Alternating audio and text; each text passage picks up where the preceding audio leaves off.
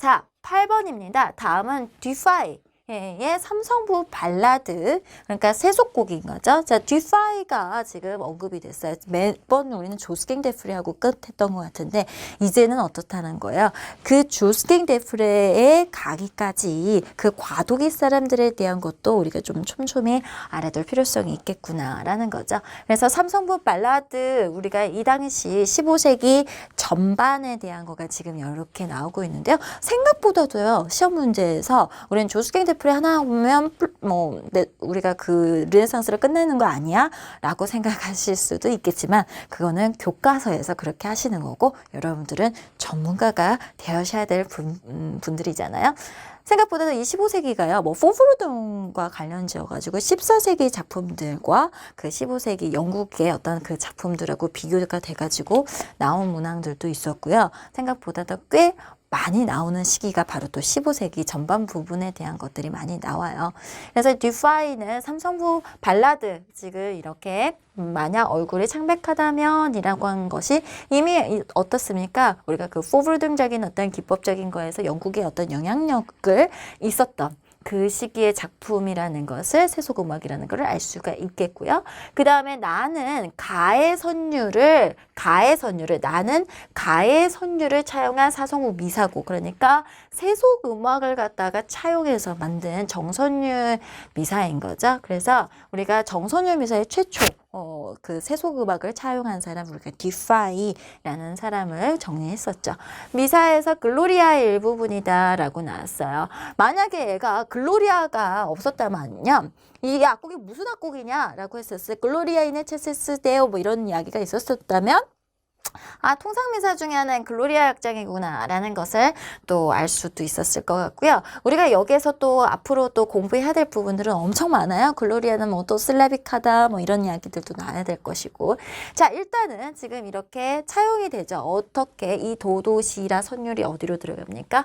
비읍으로, 니은에 있던 것이 비읍으로 이렇게 들어가는데 음가가 지금 단위박이 4분의 3으로 기보가 되어 있는 거가 지금 어떻게 되어 있습니까? 2분의 1 이렇게 돼 있잖아요. 그러니까 기준 음가 자체도 지금 달라졌고 그거를 갖다가 2배 늘려서 연주를 할 것이다 라는 것으로 제시가 되고 있어요. 자, 그러니까 지금 여기는 뭐냐면 정선율로 가져다 쓸 때 그냥 가져다 쓰는 것이 아니라 정선율을 변형이 된 형태들이 지금 반영이 된 거다라는 거죠.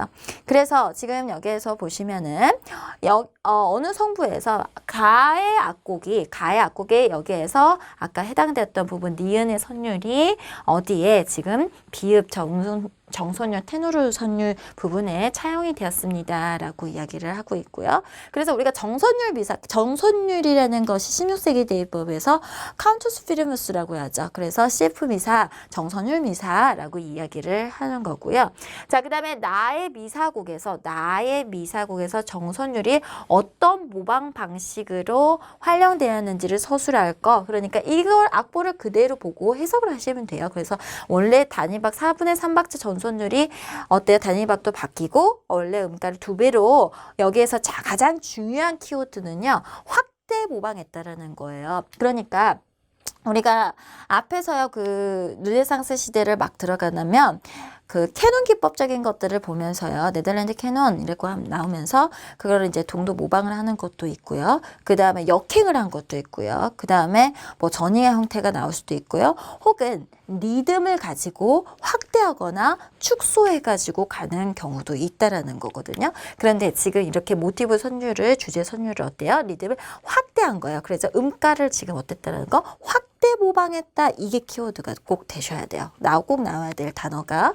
자, 그 다음에 지금 여기에서 듀파이를 비롯한 15세기 작곡가들이 비읍 성부 아래 이거를 추가해서 자, 지금 뭐예요? 지금 시옷을 추가했다라는 것은 우리가 르네상스 시대 가장 일반적인 특징. 제가 여러분들 시험 보기 직전에 아마 그 이야기를 드렸을 거예요. 들배에 있는 인덱스들만 이렇게 제대로 한번 좀 보세요. 이런 어떤 제목들을 잘 보세요. 거기에 보면은 아마 들배 인덱스 부분들에서도 일반적인 특징에서 사성부에 관련된 이야기가 그거는 뭐 꼭 들외뿐만 아니라요. 어떤 책에서든지 르네상스 시대를 막 들어가면은 가장 중요하게 나오는 키워드인데요. 그냥 그거를 외우면은 사성부가 됐대. 이거는 외웠지만 사성부가 왜 어떤 이유에 의해서 음악사적으로 발전이 있었을 것인가까지 가야 됐던 거라는 거예요. 그러면 지금 여기서 사성부 구조를 일반화한 이유를 지금 그러니까 테노르 밑에 뭐라고 생깁니까? 컨트라 테노르라고 이야기를 하죠. 그러니까 이 테노르 밑에 컨트라 테노르를 갖다가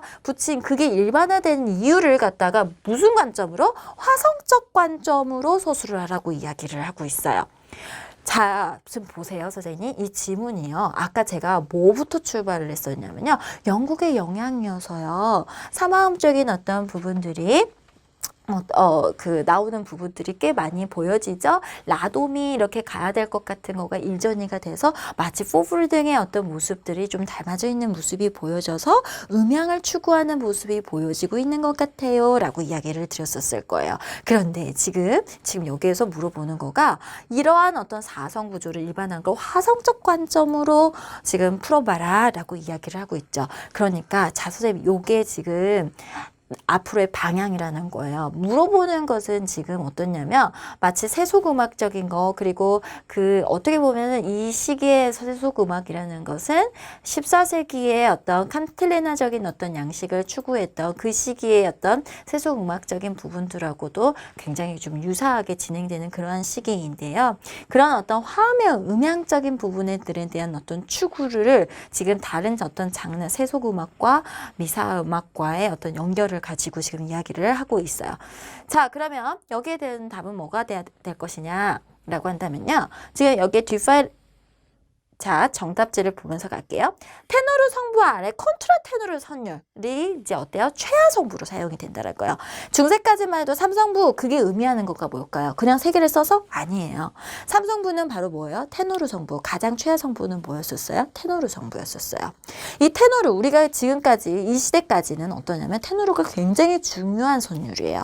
그래서 뭐 그레고리안 챈트에 있는 선율을 가져다가 쓴다든지 그랬었던 거죠. 그래서 지금까지 이 최하의 있는 성분의 선율들이 그 기능은 뭐냐면 그냥 하나의 선율이었던 거죠. 그래서 이 최하 성부로서 수평적인 어떤 선율적 기능만 하고 있었는데 얘가 이제 어떠냐면 밑으로 내리면서 우리가 선율적인 거의 진행이라고 한다면 제일 좋은 진행은 순차적으로 가는 진행이 좋잖아요. 그런데 이 콘트라 테너르가 생기는 이 선율은 파, 도, 솔 하면서 널뛰기를 하고 있죠. 그러면 얘네들의 어떤 중요한 기능이라는 게 어떻게 바뀌었느냐라고 한다면 이제 이 밑에 컨트라 테노르라고 붙였던 이것이 하나의 무슨 기능을 담당하냐면 베이스의 기능을 담당하게 되는 거예요. 그래서 이 음을 축으로 해서 이런 어떤 수직 음향에 대한 어떤 고려까지도 가게 된다라는 거죠.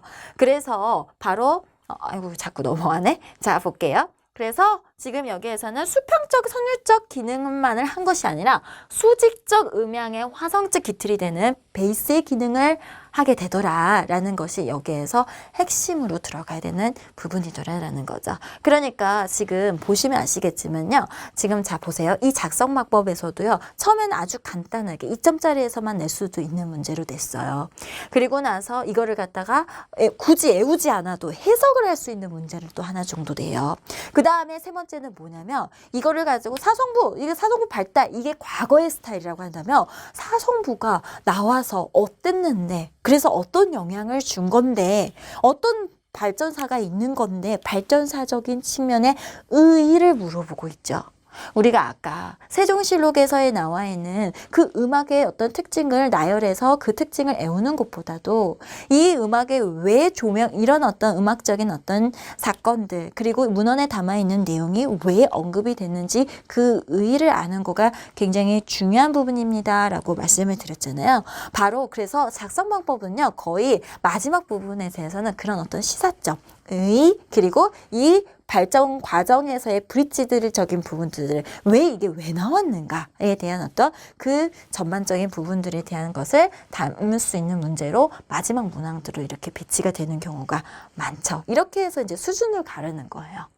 자, 그래서 우리는요, 과거에 이제 이런 부분들이요, 자, 선생님들이요, 요렇게 나왔던 것은요, 그나마 좀 쉽게 나온 거예요. 사실 아시죠? 모의고사가 좀 더 어렵잖아요. 그럴 수밖에 없어요. 여러분들한테 더 완벽하게 무장을 하기 위해서는 어쩔 수가 없는 거거든요. 저는 심지어 이걸 어떻게 냈었었냐면 정선율 변형이고 세속음악 그대로 차용한 거 맞아요. 근데 얘는 리듬을 갖다 늘려놓으니까 바로 판단이 되거든요. 근데 얘는 어땠냐면 역행된 걸로.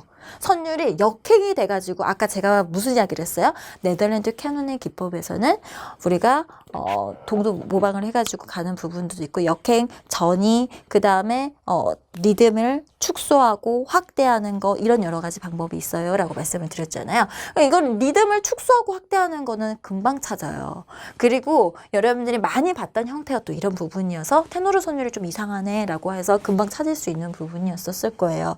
근데 이렇게 역행으로 해가지고 선율구가 거꾸로 가서 읽었었어야 된다라고 하면은 시험장에서는 생각보다도 당황스럽거든요. 저는 역행이 어렵게 나오면 이렇게 나올 줄 알았더니 역행을 쉔베르크에서 굉장히 쉽게 낸 편이죠. 네, 그건 직접적으로 쉔베르크에서 누구나 역행이 나올 줄 알고 있는데 다음번에 역행이 나오는 그거 아세요? 우리가 역행 전이 중에서 제일 많이 나온 것이 여러분들은 역행 전이 때문에 스트레스를 많이 받으셨겠지만 생각보다도 시험에서 가장 많이 나왔던 건 역행이었습니다. 그래서 저는 역행을 그렇게 낼 줄 알고 선율관계 해가지고 정답 역행 해가지고 냈었던 거였는데 앞으로 그러니까 공부를 하실 때 그러면은 이 확대되는 거에서 끝 할 것이 아니라 변형이 어떤 방식으로 일어날 건지를 알고 거기에 있는 판 맞으면 내가 네덜란드 캐논의 어떤 다양한 기법들 이런 부분들이 같이 정리가 되셔야 되는 부분이더라라는 겁니다. 아시겠죠? 그 다음에 아까 말했듯이 4성부 발전했다면 그렇다면 3성부와 4성부 이거는 곧 무엇에 대한 정리냐라고 하냐면 중세 음악과 르네상스 시대의 다성, 중세 다성과 르네상스 시대의 다성 음악의 차이점이라고 보시면 돼요. 우리 르네상스 매번 들어가면 대위법이라고 나오잖아요.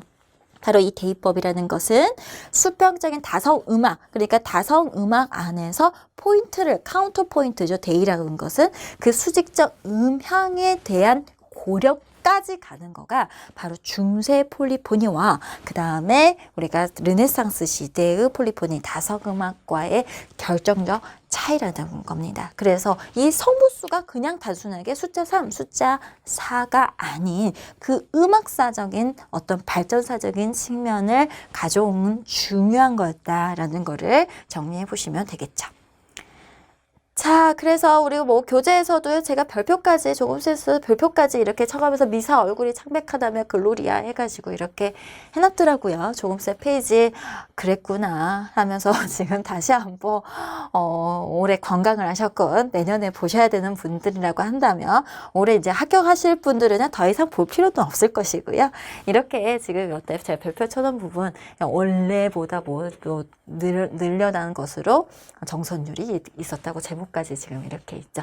아까 우리는요 2배 2분의 2라고 써 있었을 거고요. 여기는 지금 2분의 3이라고 써 있기 때문에 3배가 늘어난다. 아까 우리는 2배가 늘어난다. 이렇게 써주시면 되겠죠.